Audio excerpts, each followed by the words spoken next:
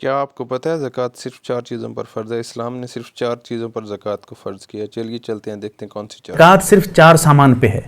Number 1 सोना, number 2 चांदी, number 3 cash. Cash कहते हैं जो आपके पास माल वगैरह आप अपने तिजोरी में, अलमारी में या फिर बैंक अकाउंट वगैरह में जो भी रखे हैं, कैश रखे हैं, जो रकम आप रखे हैं आपके पास मौजूद है वो है कैश। और बिजनेस, अगर आप बिजनेस कर रहे हैं, तिजारत कर रहे हैं, तो यही 4 सामान हैं। ठीक है, देखिए सबसे पहले आपको कैसे निकालना है वो बता रहा हूँ। सबसे पहले आप सोना, यहाँ सोना लिखिए। सोना 87 ग्राम 480 मिलीग्राम, ये सोने का निसाब है। एक निसाब होता है, जब वहाँ तक आपका माल पहुँचेगा तो ज़कात देनी पड़ेगी, वरना नहीं देनी पड़ेगी। लेकिन मसला भी यहाँ पर मैंने 1,20,000 रुपये लिखा है। एक मैं एग्ज़ाम्पल के तौर पे लिख रहा हूँ यहाँ पर, और यहाँ जो लिखा हुआ है ये एक मिसाल है, वरना इसका रेट जो है वो घटता रहता है, बढ़ता रहता है। सोने की कीमत कभी घट जाती है, कभी बढ़ जाती है। ये 2 लाख भी हो सकता है, ये 40,000, 50,000, 70,000 भी हो सकता है। ये जो 1,20,000 मैंने लिखा है, ये सोने का इतना रुपये लिख दिया है मैंने, ये फिक्स्ड नहीं है। चांदी 612 ग्राम 360 मिलीग्राम कितने रुपए का है उसको लिखे हैं। यहाँ पर मैंने एक अंदाजे से 40,000 लिख दिया है। ऐसा नहीं है कि 40,000 सही है मेरा, मैं एक मिसाल के तौर पे आपको समझाने के लिए लिख रहा हूँ। जैसे 1,20,000 यहाँ 40,000, ये एक समझाने के लिए है, वरना असल में कितना है आप जब मालूम करेंगे दुकानदार से, वो आपको जो बताएगा आपको यहाँ लिखना है। ठीक है, अब समझिए। अब आपके पास देखिए कि सोना कितना है। सोना अगर आपके पास है तो यहाँ सोने का रेट लिख दीजिए।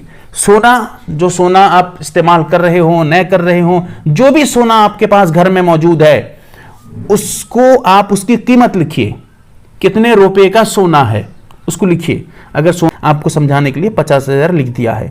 फिर उसके बाद चांदी देखिए, घर में चांदी कितनी है। अगर सोना कुछ नहीं है तो यहाँ 0 लिख दीजिए। अगर चांदी है तो चांदी समझिए मैं यहाँ 20,000 लिखा हुआ हूँ। अगर किसी के पास चांदी नहीं है तो यहाँ 0 लिख दे। इसी तरह कैश, अगर उसके पास बैंक अकाउंट में, उसके घर में पैसे वगैरह सब रखे हुए हैं, जो भी पैसे हैं सबको हिसाब करके बताएगा कि कितने रुपए हैं। मिसाल के तौर पे यहाँ पर 30,000 रुपये मैंने लिखा है।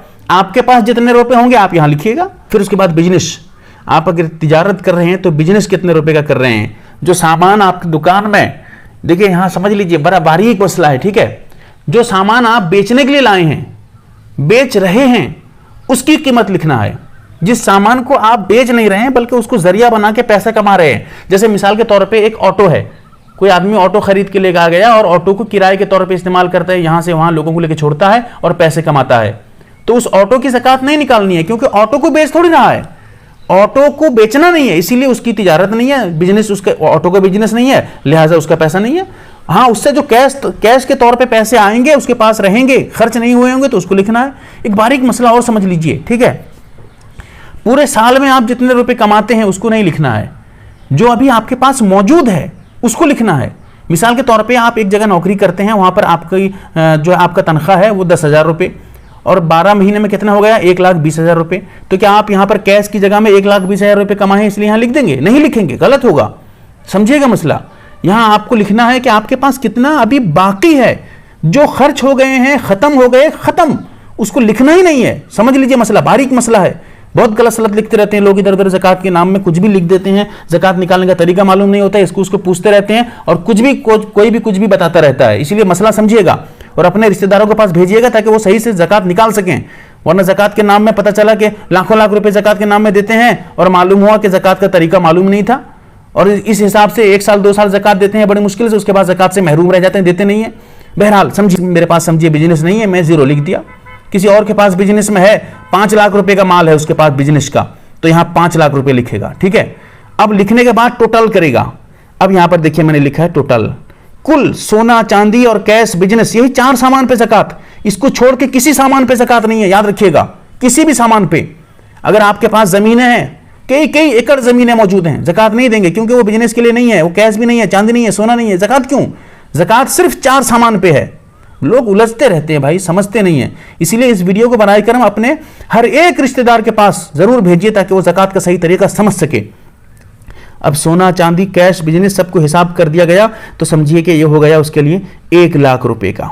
किसी और, अब उसके बाद देखना है कि लोन कितना लिया है, कर्ज इसके ऊपर कितना है। कर्ज जो दिया था वो एक अलग मसला है, उसको कॉल पे मालूम करिएगा, मैं आपको बताऊंगा, या फिर किसी जानने वाले से मालूम करिए, वो आपको नज़दीक से इंशाल्लाह अच्छे से समझा देंगे, ठीक है। कर्ज आप कितना लिए हुए हैं, आप जब कर्ज लिए हैं, मिसाल के तौर पे बैंक से लिए हैं 2 लाख रुपए, या किसी और रिश्तेदार के पास से लिए हैं 50,000 रुपए, तो जो भी कर्ज लिए होंगे उसको यहां माइनस करना है।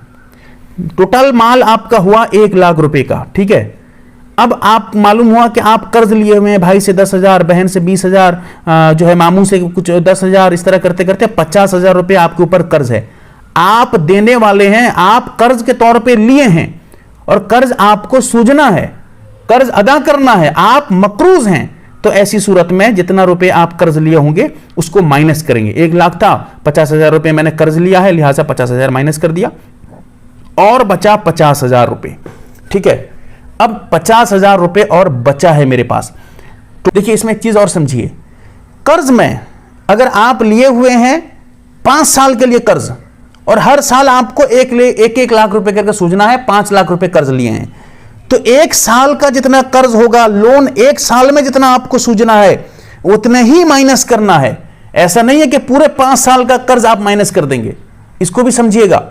1 साल का जितना, 1 साल में आप जितना कर्ज सूझेंगे, लोन जितना आप सूझेंगे उतने रुपए आप लिखेंगे, ठीक है। अब किसी आदमी के पास सिर्फ सोना हो, चांदी भी नहीं, कैश भी नहीं, बिजनेस भी नहीं, सिर्फ सोना, जब तक वो सोना 1,20,000 रुपए यानी 87 ग्राम 480 मिलीग्राम तक नहीं पहुंचेगा, अगर इतना सोना नहीं है, इससे कम का सोना है, इससे कम रुपए का सोना है, ये तो आप दुकान से 87 ग्राम 480 मिलीग्राम सोने की कीमत मालूम करिए, फिर यहां लिखिए। और ये ऐसा नहीं है कि 1 साल हो गया तो दूसरे साल भी यही कीमत होगी, हो सकता है 2 साल के बाद, 1 साल के बाद इसकी कीमत घट जाए, बढ़ जाए, कुछ भी हो सकता है ये, ठीक है। अब समझिए, अगर सिर्फ सोना है, कुछ और नहीं है, 10 रुपए, 20 रुपए, 50 रुपए भी नहीं है, सोना ही सोना है और कोई सामान, ये तीनों में से कोई भी सामान नहीं है, तो ऐसी सूरत में जब तक इतना ग्राम उसके पास सोना नहीं होगा या रुपए के हिसाब से इतने रुपए का सोना नहीं होगा, तब तक उसके लिए ज़कात फर्ज नहीं होगी, ठीक है।